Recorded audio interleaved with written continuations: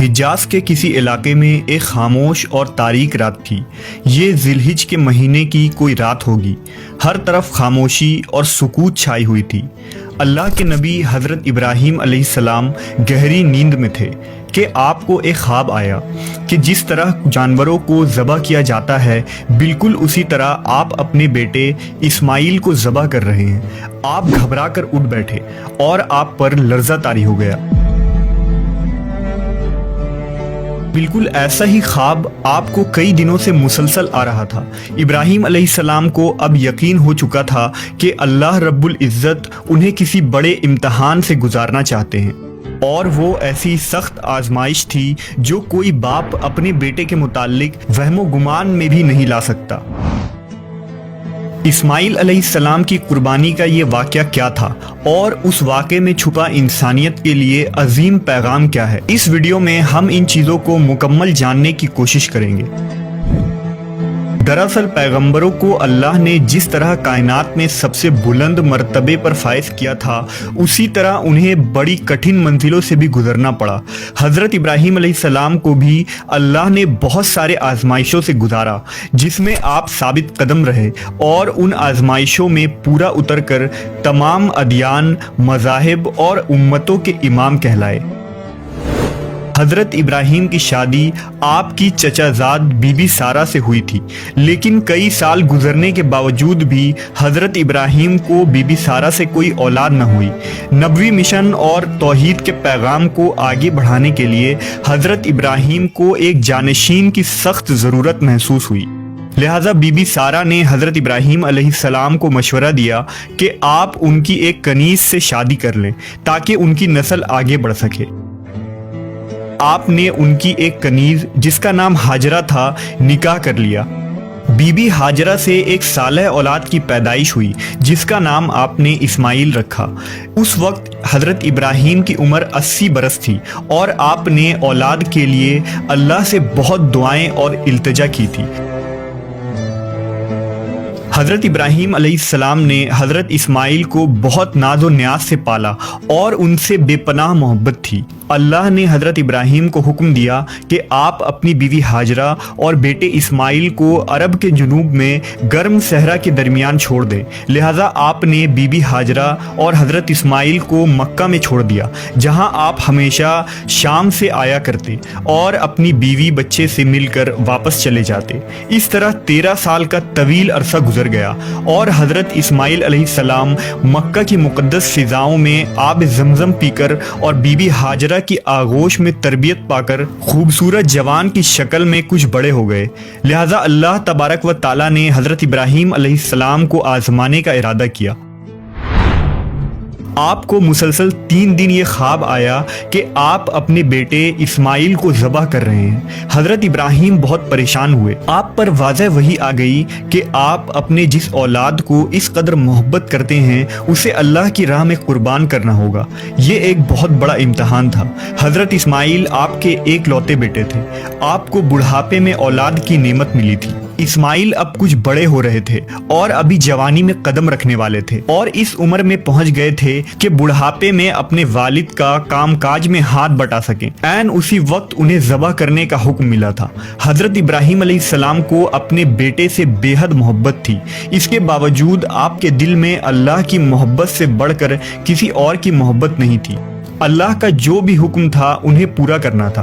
حضرت ابراہیم نے اپنے دل کو مضبوط رکھا اور اپنے بیٹے اسماعیل کو اپنے اس خواب کے متعلق بتایا اور کہا، اے میرے بیٹے، میں خواب میں دیکھتا ہوں کہ میں تمہیں ذبح کر رہا ہوں، تو تم سوچو کہ تمہارا کیا خیال ہے۔ حضرت اسماعیل نے کہا، ابا جان، آپ کو جو حکم ہوا ہے وہی کیجیے، اللہ کی مشیت سے آپ مجھے صبر کرنے والوں میں سے پائیں گے۔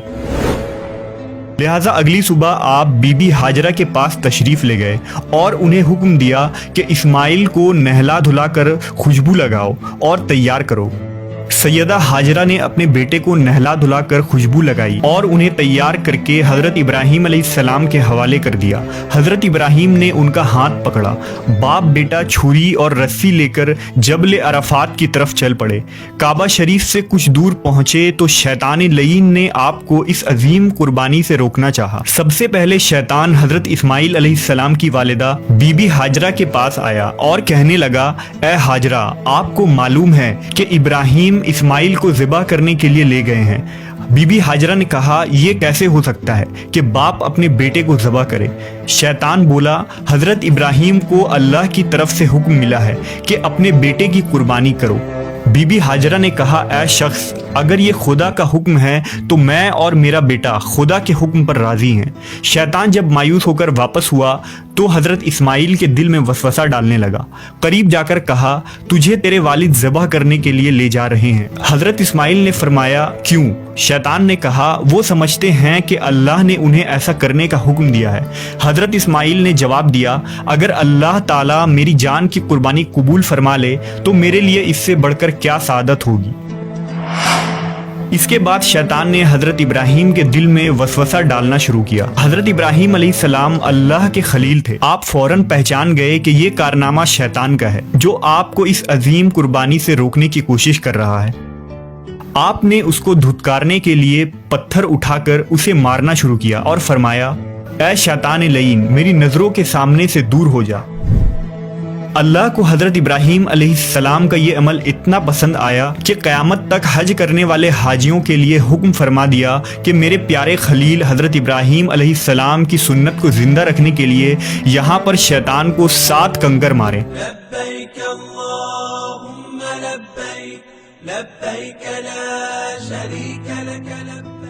हजरत इब्राहीम अलैहिस्सलाम इस्माइल को लेकर पहाड़ की ऊंची चोटी पर पहुंचे और आपको लेटने की हिदायत दी तो हजरत इस्माइल ने फरमाया, अब्बा जान, मैं पेशानी के बल लेटता हूं ताकि आपका चेहरा मुझे नजर ना आए और आप भी अपनी आंखों पर पट्टी बांध लें ताकि जब आप मुझे ज़बह कर रहे हो तो मेरी मोहब्बत अल्लाह की मोहब्बत पर गालिब ना आ जाए।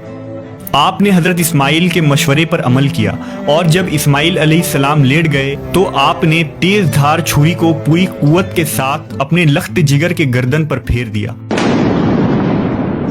अल्लाह रब्बुल इज़्ज़त के हुक्म से हजरत जिब्रील अलैहिस्सलाम जन्नत के बागात में पले सफ़ेद रंग के खूबसूरत मेढे को लेकर हाजिर हो गए।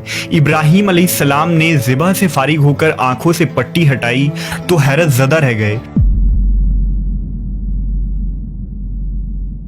बेटे की जगह एक हसीन मेंढा ज़बा हुआ पड़ा था जबकि इस्माइल अलैहिस्सलाम करीब खड़े मुस्कुरा रहे थे। इस असना में गैब से आवाज आई, ए इब्राहीम, तुमने अपना ख्वाब सच कर दिखाया। बेशक हम नेकी करने वालों को ऐसा ही बदला दिया करते हैं। अल्लाह ने इस्माइल अलैहिस्सलाम की जान बख्श दी। ये वाक़या हज़रत इब्राहीम अलैहिस्सलाम की बेमिसाल इताअत और रज़ाजूई और अल्लाह के लिए खुद सुपुर्दगी की एक मिसाल है। हज़रत इब्राहीम ने वो छुरी अपनी औलाद पर नहीं बल्कि अपने नफ्स पर चलाई थी जो सिर्फ और सिर्फ अल्लाह की रज़ा के लिए था। तकरीबन 4000 साल गुजर गए लेकिन यहूद, नसारा और मुसलमान हर उम्मत के लोग बाप बेटे की इस अजीम कुर्बानी को याद करते हैं जो बंदगी के उस बेमिसाल जज्बे की एक मिसाल है।